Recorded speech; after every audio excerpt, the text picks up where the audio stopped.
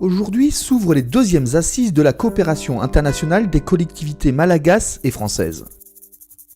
Pendant 3 jours, élus et techniciens, acteurs gouvernementaux, organisations de la société civile, chercheurs et partenaires techniques et financiers échangeront sur les projets de coopération décentralisée et aborderont les orientations à donner pour les prochaines années.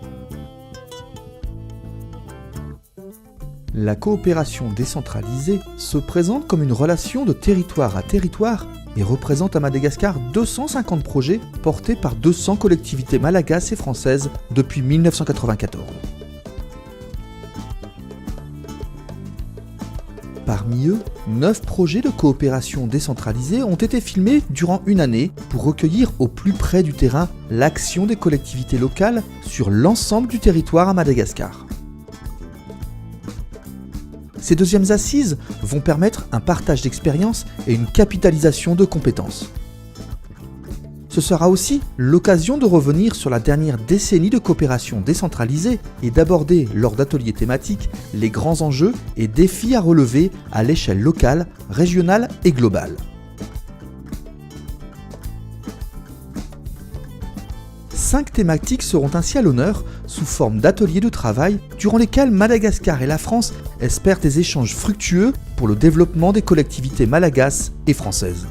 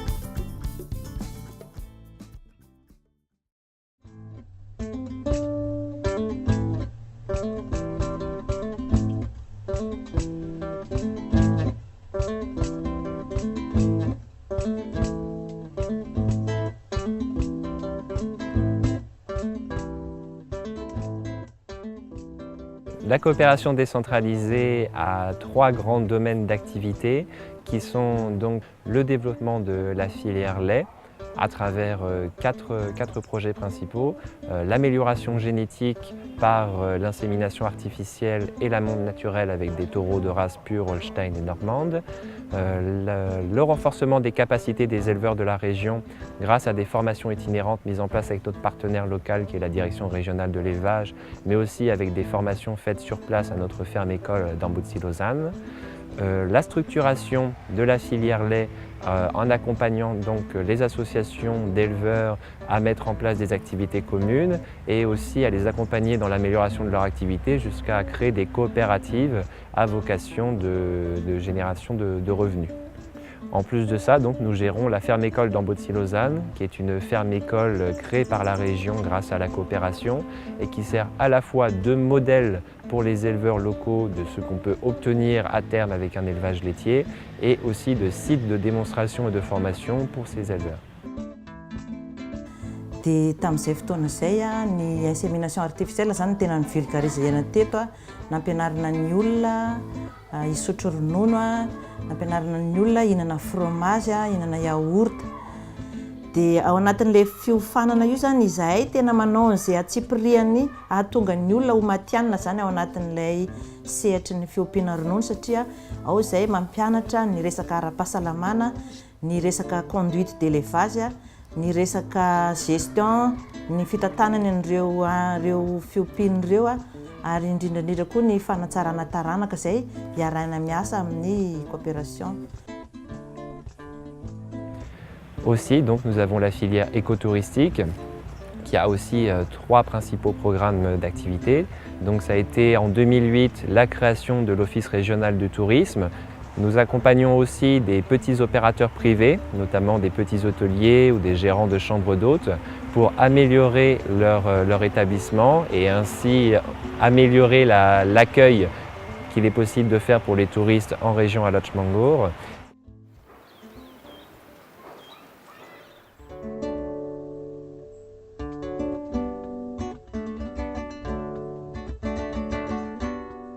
Le programme travaille sur 16 communes de la région Haute-Massiatch.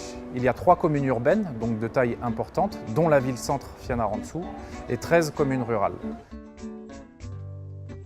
Na amin'ny fokotany na aminay menakaby raha zareko dia tena ohatrany hoe nahazo aina ny olona madio tena hoe nahavoasasa ny lambany aby ny manodidina taloha koa raha ohatra ka pitiviana amin'ilay hoe manaramana masaka mangalaka rano ny ankizy dia hita hoe tena sosotra tena manala fahasahiranana mihitsy fa dia afa-po tokoa dia afa-po zahay amin'ny fananana ny rano fisotro madio eto aminay. Le cycle de l'eau est appréhendé dans son ensemble. Dans un premier temps, nous protégeons la ressource. Donc nous intervenons sur les bassins versants sur lesquels sont prélevées les ressources en eau. Donc ça consiste à aménager les bassins, protéger les espaces forestiers, accompagner les agriculteurs en aval à la préservation des ressources. Nous travaillons également à la planification avec les communes. Tao anatin'ireo ihany koa nefa dia nanomboka nanana fijery manokana mahakasika ny rano ny commune. Ary tamin'ny taona 2010 no nisiany fijery vaovao tato amin'ny commune mahakasika ny rano fisotro sy ny loharano. Tamin'izay no nipoiran'ilay atao hoe famolavolana PCDAE nanaovana an'ilay fanangonana tota-kevitra mahakasika ny rano, loharano sy ny tokony hiarovana azy. Efa nahazahoana hatrany amina foto-drafitrasa fampidira rano fisotro madio misy anankitelo 3 réseaux na rano fisotro madio eto Alakamisintena izay ahitana borne fontaine any amin'ny rony 10. Raha ny bénéficiaire manokana moa zany ny mivantana le vahoaka mivantana zany dia hatrany amin'ny 4967 any isan'ny bénéficiaire atao anivon'ny commune. L'intérêt des programmes de coopération décentralisée, comme celui de la métropole de Lyon avec la région Haute-Massiatch, est de permettre aux collectivités malgaches d'exercer de manière effective leur maîtrise d'ouvrage et donc de les accompagner dans le processus de décentralisation.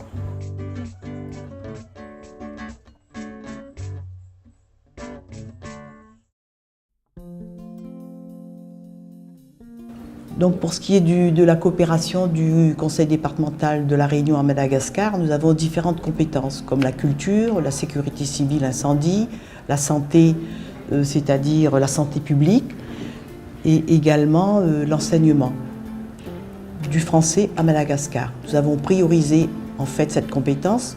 À Madagascar actuellement, 35 jeunes de la Réunion qui enseignent le français à Madagascar, pas d'une façon magistrale, c'est plutôt dans le dialogue, dans l'échange, pour qu'il y ait un apprentissage de la langue et surtout aussi un renforcement de la langue dans les grands lycées de Madagascar, qui sont dans les grandes villes. Donc le projet MAPEL, c'est un projet de coopération éducative avec le ministère de l'Éducation nationale malgache. Donc en termes de décentralisation, on accompagne le ministère dans 7 régions. Nous avons 7 régions d'intervention dans lesquelles nous menons des actions de formation, de renforcement sur la langue française à destination des enseignants du primaire, du secondaire, enseignants de français, enseignants d'autres disciplines dans lesquelles la langue d'enseignement est le français. Donc ces animateurs en langue française pour nous sont des personnes ressources très importantes puisque ce sont des personnes qui sont présentes dans les établissements à l'année, au contact des élèves, au contact des équipes éducatives, au contact des équipes d'encadrement. Pour encadrer leur mission dans les établissements, sont identifiés des tuteurs, donc un tuteur qui est professeur de français dans l'établissement. Donc c'est vrai que ce travail, c'est une expérience riche pour nous en apprentissage. On n'a jamais fait de tout ce qui était éducation, pédagogie, donc ça nous pousse à développer notre propre méthode, si on veut, pour que ça se passe bien et arriver à créer quelque chose qui enrichisse aussi les élèves. C'est vrai que depuis qu'on est là, on voit que les élèves qui étaient très timides au début sont de plus en plus ouverts à parler avec nous, ils sont contents, donc il y a un phénomène où en fait, voilà, il y a une transmission qui se fait, un dialogue qui se fait avec les élèves, un échange. Et ça c'est bien, voilà.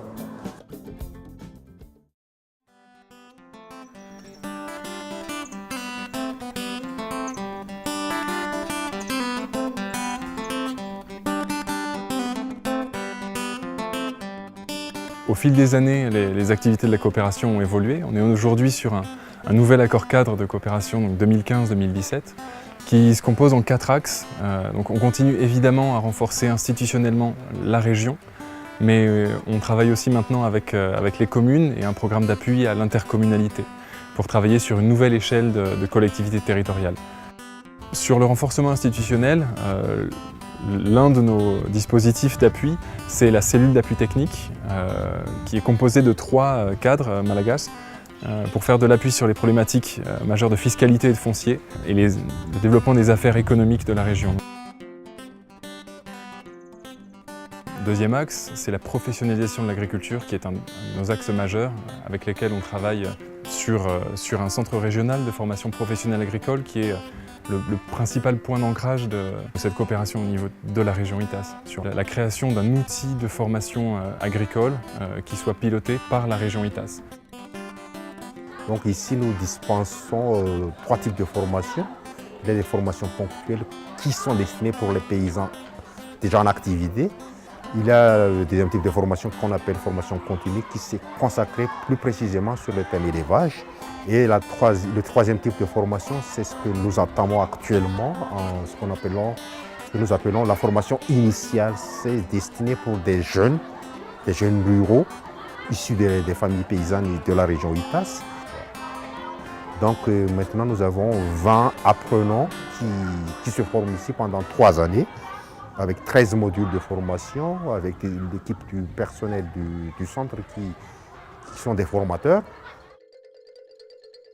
Sur ce volet professionnalisation de l'agriculture, on n'avance pas tout seul, on a été appuyé par notre plus gros partenaire qui est AgriSud International, qui nous a appuyés sur toute la démarche de diagnostic au début de la coopération pour orienter justement les futures actions de professionnalisation de l'agriculture en fonction des vraies problématiques du terroir.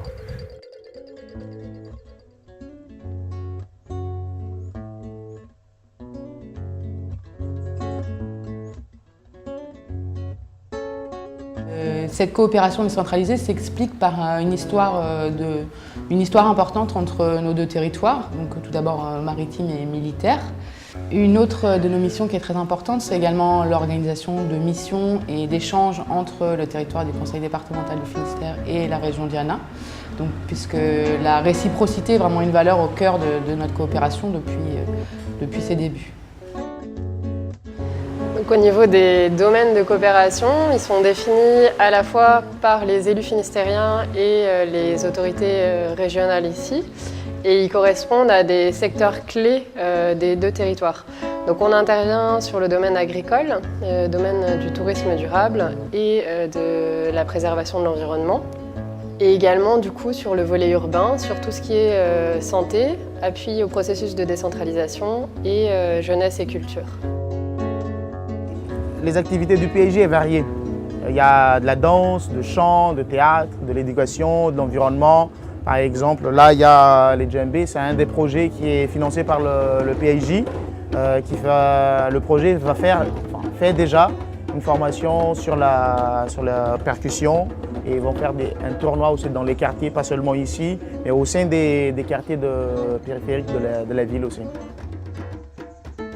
C'est à la région de faciliter les mises en œuvre et aussi de voir qui sont les partenaires potentiels au niveau de la région qui peuvent éventuellement faciliter la mise en œuvre de leurs projets. Dans les projets dont on est particulièrement content de leur déroulement, il y a notamment tout le volet appui au développement d'un tourisme durable dans la région Diana, où on a soutenu un certain nombre de petites initiatives au niveau local autour d'Ambanj, Nocibé, Ambiloubé et Diego, et qui ont permis une réelle création de revenus pour les populations locales.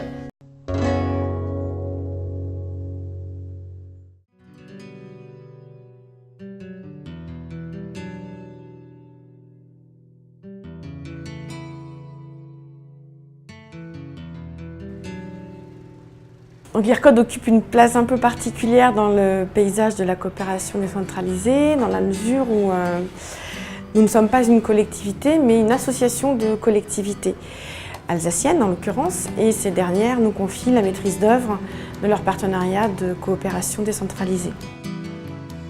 Donc on intervient sur des domaines très variés tels que la fiscalité, l'eau, l'assainissement, la lecture publique, la gestion communale, les transports ou encore la sécurité civile, avec l'appui à la caserne des pompiers de Majinga, mais aussi un partenariat historique à présent en suspens avec le CHU de Majinga.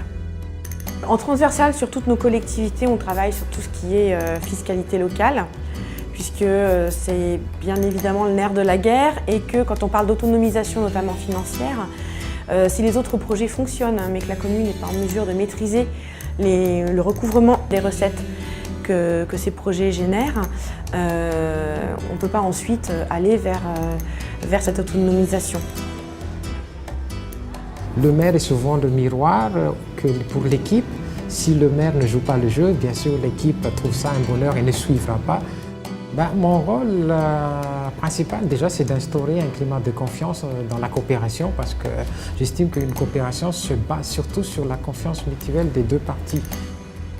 Un guichet unique a été mis en place au niveau de l'accueil de l'hôtel de ville. Donc il s'agit tout simplement d'avoir un point central d'information à partir duquel on est redirigé vers différents guichets thématiques qui traitent des différentes démarches qu'on peut avoir effectuées au niveau de la mairie.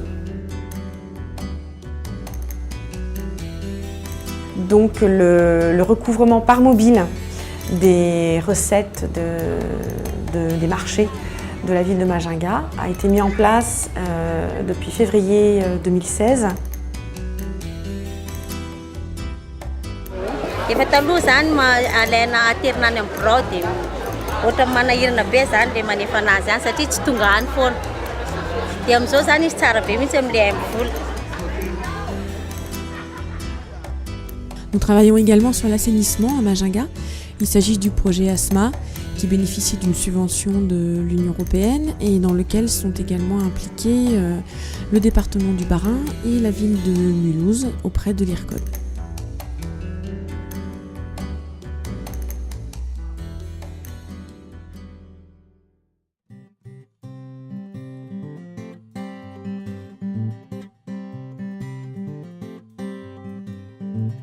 Alors, la coopération entre la région Île-de-France et la commune urbaine de Tana est une coopération très ancienne.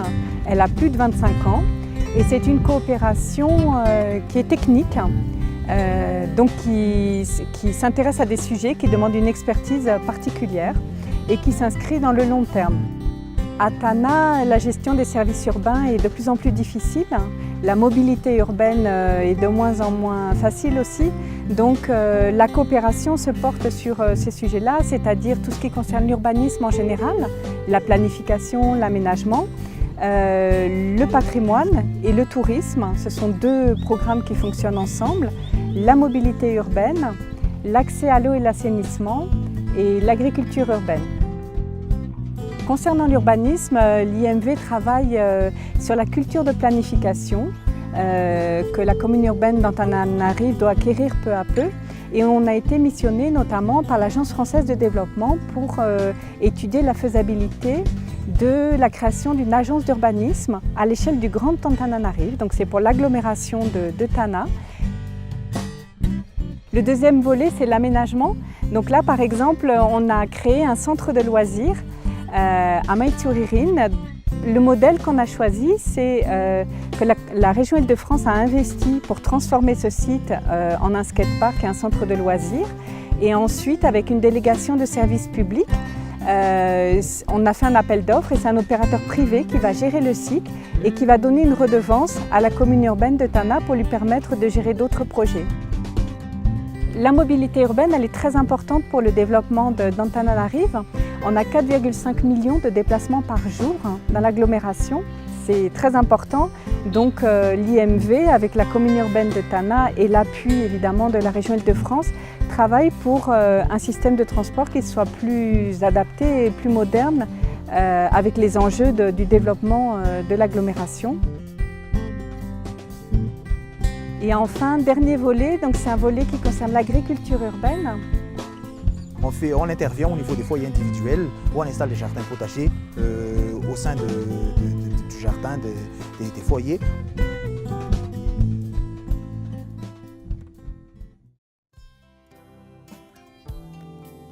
Donc, le programme de coopération s'articule autour de 2 pôles d'activité et d'échange.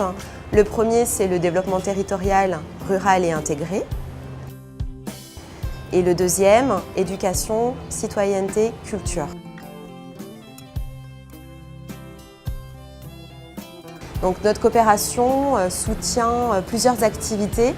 La formation agricole et rurale à travers la mise en place de différentes formes de formation. Formation initiale de jeunes avec les MFR. Les MFR sont un centre de formation professionnelle agricole. Ils ont un mandreny mpianatra dia maka olona izy ampiofana ao amin'ny MFR. Dia amin'izao moa zany ity taona taom-pianarana ity eo amin'ny 25 zareo no voasoratra anarana. Dia ny MFR zany maka tanora izy izay hoe hatreto zany hoe tanora niala nianatra. L'autre action de soutien au développement agricole, c'est l'appui à la structuration de filières à haut potentiel et à haute valeur ajoutée, donc parmi lesquelles on retrouve les filières du commerce équitable et de l'agriculture biologique, le sucre, les fruits tropicaux, les épices. Donc nous travaillons avec AVSF. Taloha zany dia 5,000 ariary no vidina siramamy zany. Raha nahita lalam-barotra zay noho ny fanohanana tamin'ireo mpanohanareo zany dia 500 sy 7,000 no amarotana ny siramamy any amin'ny Etikable any Frantsa. Donc la deuxième action de cet axe, c'est un soutien à l'éducation à la citoyenneté et à la promotion des droits de l'homme. Et pour cela, nous nous appuyons sur le savoir-faire de l'Institut international des droits de l'homme et de la paix de Caen et des associations de la société civile de Tamatave.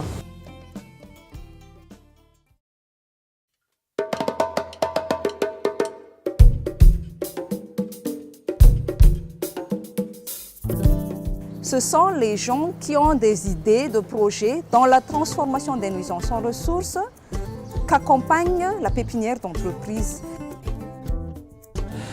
C'est un projet de la ville de Tamatave et de la ville de Saint-Étienne et de l'ONG Saint-Gabriel et du CEFTAR. Donc le CEFTAR, lui, est en fait un centre de formation. Donc tous les ans, il y a des techniciens et animateurs qui sortent sur le marché de l'emploi. Donc depuis quelques années, nous avons remarqué que nos sortants trouvaient du travail, mais avaient aussi l'envie d'ouvrir leur propre entreprise. Donc cette idée de faire une pépinière d'entreprise est venue automatiquement, était finalement une réponse à la demande des sortants de notre centre. Tous les 4 entités se coordonnent pour que cette pépinière d'entreprise finalement puisse développer les activités de la jeunesse de Tamatave. Dia tamin'ny mois de décembre zany naheno ny fisinana concours tato amin'ny pépinière d'entreprise za dia nametraka dossier dia isan'ny voasafidy zany ho nahazo le fanohanana avy amin'ny pépinière d'entreprise. Isan'ny fanohanana omen'ny pépinière d'entreprise ana moa zany dia ny fitadiavana lalam-barotra. Isan'ny nanombohana an'izay moa zany zao dia ny tamin'ny vitrine économique de Madagascar izay natao taty Tamatave tamin'ny volana May farany teo.